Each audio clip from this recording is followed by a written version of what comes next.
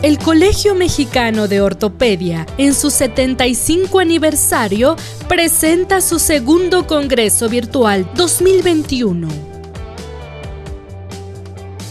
El doctor Cesario Trueba Basavilbaso es médico adscrito al Servicio de Ortopedia en el Hospital Español de México. Egresado del Instituto Nacional de Rehabilitación. Cuenta con alta especialidad en cirugía articular y en artroscopía y lesiones deportivas. Titular del capítulo de cartílago, artroscopía y lesiones deportivas del Colegio Mexicano de Ortopedia 2017 y 2018-2019. Director de la página web del Consejo Mexicano de Ortopedia 2018, 2019 y 2020, 2021. Miembro titular del Colegio Mexicano de Ortopedia y Traumatología AC. Miembro titular de la Asociación Mexicana de Cirugía Reconstructiva, Articular y Artroscopía AC. Y miembro internacional de la American Academy of Orthopedic Surgeons. El doctor Trueba hablará sobre biología de la reparación meniscal. Hola, agradezco a todos por su presencia y al comité organizador del Colegio Mexicano de Ortopedia por la invitación a participar con ustedes. A continuación, hablaremos sobre la reparación meniscal y la implicación de la biología para llevar a cabo esto. Bien, vamos a hablar de la ciencia básica hasta la reparación meniscal. En esta publicación llevada a cabo por el Dr. Robert en Alemania, nos hablan sobre la anatomía cadavérica de un menisco. Podemos ver cómo el menisco lateral cubre entre el 60 y 80% de la superficie articular, mientras que el menisco medial solo lo hace un 50-60%. Las zonas meniscales las vamos a dividir en 5 grupos. La zona 1 y la zona 5 corresponden a la raíz meniscal, la zona 2 corresponde al cuerno anterior, la 3 al cuerpo y la 4 al cuerno posterior. ¿Por qué esta clasificación? Porque las zonas 2, 3 y 4 tienen inserciones meniscotibiales, mientras que la zona 2B y 3 además tienen inserciones meniscofemorales. Hablando de la zona 1, la raíz tiene un área de 110 milímetros cuadrados y tiene una inserción puramente ósea. La zona 2A y la zona 2B tienen inserción meniscotibial, pero la zona 2B tiene además inserción meniscofemoral. La zona 3 tiene ambas inserciones, menisco tibial y menisco femoral. Es adyacente al ligamento colateral medial, pero entre ambos, entre el menisco y el ligamento, existe, como podemos ver en este corte de hematoxilina y dioxina, una superficie interpuesta de tejido capsular que hace que las estructuras funcionen de una manera totalmente independiente. De modo que si nosotros llevamos a cabo una reparación fija, lo que vamos a adosar es el menisco al ligamento colateral, cosa que es incorrecta. La zona 4 tiene una inserción puramente inferior, menisco tibial. La inserción es 7 a 10 milímetros por debajo de la superficie articular, lo cual nos va a permitir que haya un espacio llamado receso femoral entre la cápsula articular y el cuerno posterior del menisco, la cual nosotros en una reparación debemos evitar cerrar. La zona 5 corresponde a la raíz posterior del menisco medial. Ojo, tenemos que tener cuidado en una anatomía compleja en la que tenemos el menisco femoral anterior de Humphrey, tenemos el ligamento cruzado posterior y tenemos también interpuesta la raíz del cuerno posterior del menisco lateral. ¿Cuál es la relevancia de esto? Bueno, saber que las zonas 1 y 5 tienen inserción ósea. Las zonas 2A tienen inserción tibial, de modo que si vamos a hacer una reparación tenemos que colocar una sutura en configuración inferior y vertical, mientras que las zonas 2B y 3 requieren reparación superior e inferior, configuración vertical idealmente y con suturas absorbibles para no fusionar el colateral medial junto con el menisco. La zona 4 debe de ser una reparación con implantes, todo dentro con una fijación hacia la parte inferior.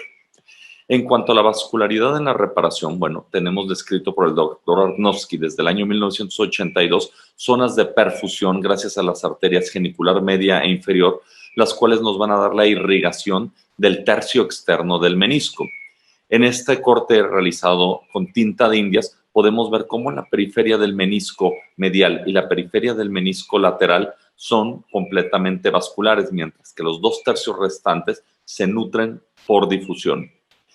En este corte con tinción de hematoxilina y eosina podemos ver las 3 zonas meniscales con una distancia de 2 milímetros entre cada una, siendo solamente el tercio externo, la zona roja, la única vascular, las 2/3 partes restantes son avasculares, pudiendo ver cómo tenemos arterias en esta zona roja o zona vascular.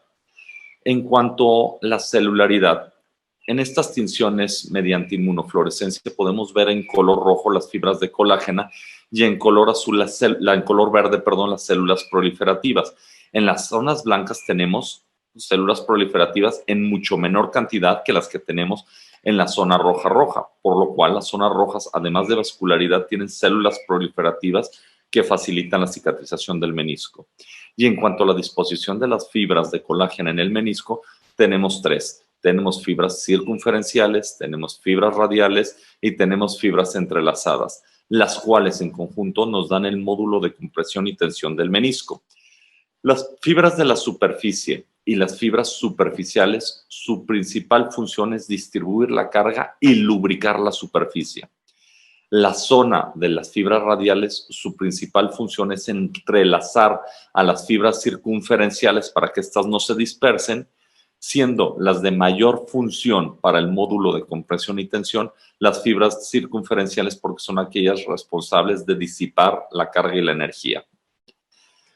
Por ende, tenemos una macroestructura del menisco y una nanoestructura meniscal. En cuanto a la macroestructura meniscal, tenemos a las fibras de colágeno y en cuanto a la nanoestructura, tenemos a la matriz extracelular junto con las células sanguíneas, que ellas intervienen en la mecánica y en la vida del menisco. En cuanto a la edad del paciente y su celularidad, vamos a hacer un corte a los 45 años de edad. Y aquí es donde quiero que comparemos los pacientes menores de 45 años, los tenemos de su lado izquierdo en la imagen A, y en la imagen F tenemos a los mayores de 45 años.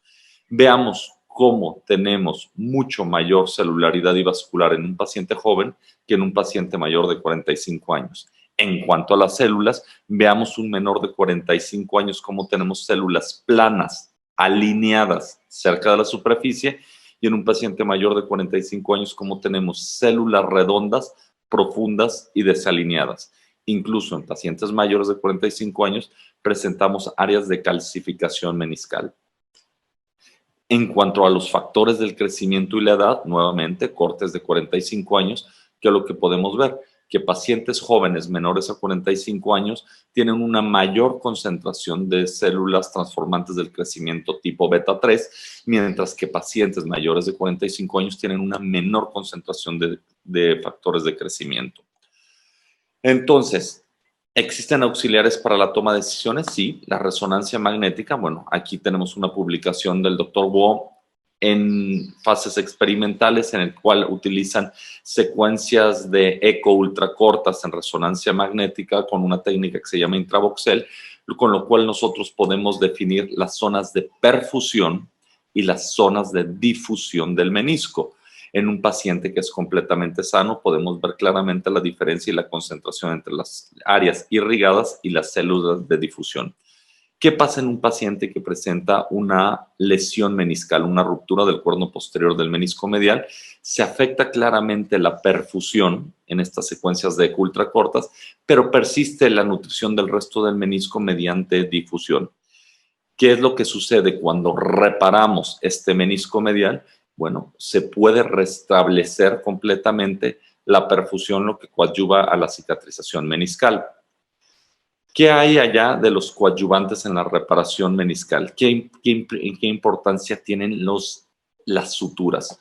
Bueno, las suturas más resistentes funcionan, pero no necesariamente son las ideales. Por ejemplo, en este estudio comparando diferentes resistencias de la sutura, pues claramente que vemos que la sutura de Arthrex, el Fiberwire de 2 ceros, es mucho más resistente a cualquier sutura absorbible. Igual sucede con los implantes de fijación todo dentro. El Ultrafast Fix tiene una alta resistencia, lo cual nos hace que sea un implante muy resistente. Sin embargo, recordemos anatomía, tenemos que saber dónde tenemos que fijar nuestro menisco y con qué sutura es lo ideal. El tener adyuvantes para la cicatrización, como los coágulos sanguíneos o el plasma rico en plaquetas, se ha visto que favorece la llegada de nutrientes a nuestra reparación, y si tenemos una reparación estable junto con aporte de vida, es decir, biología, nutrientes, factores de crecimiento, celularidad, bueno, vamos a fomentar una mejor cicatrización en nuestro menisco. ¿Por qué es importante conocer biología y las técnicas de reparación? Bueno, pacientes menisectomizados más allá de 10 años, podemos ver claramente por resonancia magnética la aparición de lesiones condrales posterior a la menisectomía. Incluso si realizamos pruebas de medicina nuclear con tecnesio 99, podemos ver cómo se sobrecarga el lado menisectomizado en comparación del lado que aún tiene menisco. En resumen, la reparación meniscal requiere de conocimiento de la anatomía y de la irrigación de la estructura. ¿Para qué? Para saber dónde reparar. La edad del paciente, es decir, sus genes y su celularidad, intervienen, en lo cual en la toma de decisiones nos dicen a quién debemos reparar. Y la alineación de las fibras de colágeno nos sirve a nosotros para saber una sencilla cosa: cómo reparar, la configuración de sutura que debemos realizar en nuestros pacientes. Y con esto, bueno, tenemos una idea general, el por qué sí, el por qué no, y que no todo está en nuestras manos y en nuestra habilidad, sino que hay que respetar la edad y la biología de nuestros pacientes. Así damos por terminado nuestra charla. Agradezco a todos por su presencia y colaboración. Hasta luego.